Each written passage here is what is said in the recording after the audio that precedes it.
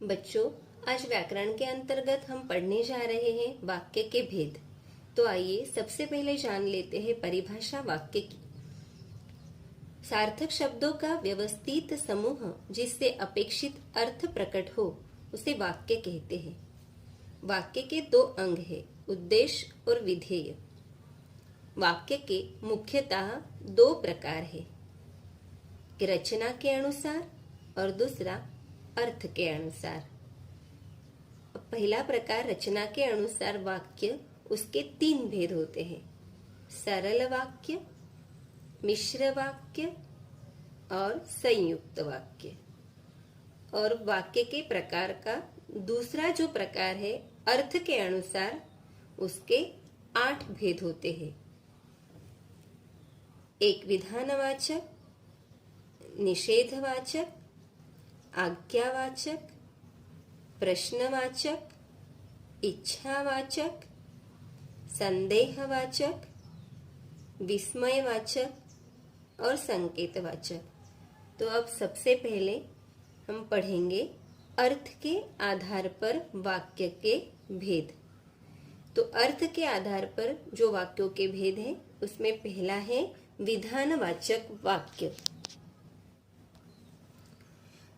जिन वाक्यों में क्रिया के करने या होने की सूचना मिले उन्हें विधानवाचक वाक्य कहते हैं।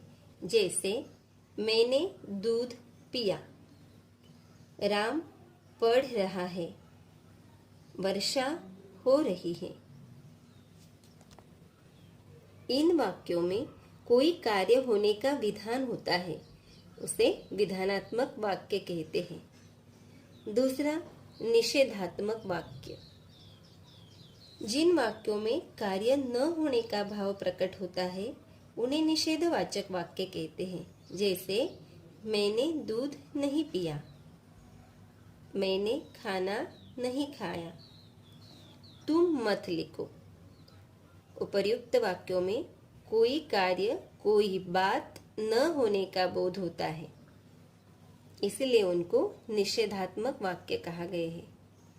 तीसरा, आज्ञार्थक वाक्य। जिन वाक्यों से आज्ञा, प्रार्थना, उपदेश आदि का ज्ञान होता है उन्हें आज्ञावाचक वाक्य कहते हैं। जैसे बाजार जाकर फल ले आओ, मोहन तुम बैठकर पढ़ो, बड़ों का सम्मान करो। इन वाक्य में कोई आज्ञा अथवा प्रार्थना करने का भाव प्रकट होता है। प्रश्नवाचक वाक्य।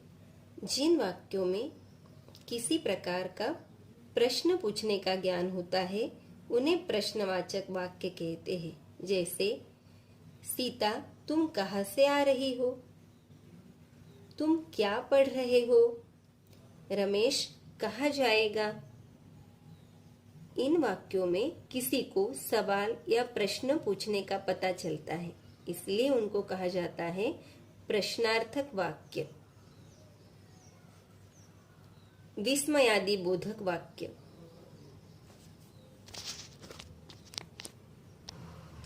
जिन वाक्यों में आश्चर्य, घृणा, क्रोध, शोक आदि भावों की अभिव्यक्ति होती है उन्हें विस्मयवाचक वाक्य कहते हैं। जैसे वाह कितना सुंदर दृश्य है, हाय उसके माता पिता दोनों ही चल बसे, शाबाश तुमने बहुत अच्छा काम किया। इन वाक्यों में आनंद, हर्ष, दुख, नवल, आश्चर्य के भाव प्रकट हो रहे हैं, इसलिए उन्हें विस्मयादि बोधक वाक्य कहा जाता है। इच्छावाचक। जिन वाक्यों से इच्छा, आशीष एवं शुभ कामना आदि का ज्ञान होता है उन्हें इच्छावाचक वाक्य कहते हैं। जैसे तुम्हारा कल्याण हो, आज तो मैं केवल फल ही खाऊंगा, भगवान तुम्हें लंबी उम्र दे। इन वाक्यों में मानव की इच्छा, कामना आदि का बोध होता है, इसलिए उन्हें इच्छाबोधक या इच्छावाचक वाक्य कहे जाते हैं। संदेहवाचक। जिन वाक्यों से संदेह या संभावना व्यक्त होती है उन्हें संदेहवाचक वाक्य कहते हैं। जैसे शायद शाम को वर्षा हो जाए। वह आ रहा होगा पर हमें क्या मालूम। हो सकता है राजेश आ जाए। इन वाक्यों में किसी पर संदेह सूचित किया जाता है, इसलिए उन्हें संदेह सूचक कहे गए हैं। संकेतवाचक वाक्य। जिन वाक्यों से शर्त का बोध होता है, यानी एक क्रिया का होना दूसरी क्रिया पर निर्भर होता है, उन्हें संकेतवाचक वाक्य कहते हैं। जैसे, यदि परिश्रम करोगे तो अवश्य सफल होगे। अगर वर्षा होगी तो फसल भी होगी। इन वाक्यों में एक वाक्य एक क्रिया दूसरी क्रिया पर निर्भर है। क्रिया पूर्ण होने के लिए कुछ शर्त भी रखी हुई है, इसलिए इन वाक्यों को संकेतवाचक वाक्य कहे जाते हैं। इस प्रकार अर्थ के आधार पर वाक्य के 8 भेद आज हमने पढ़े हैं।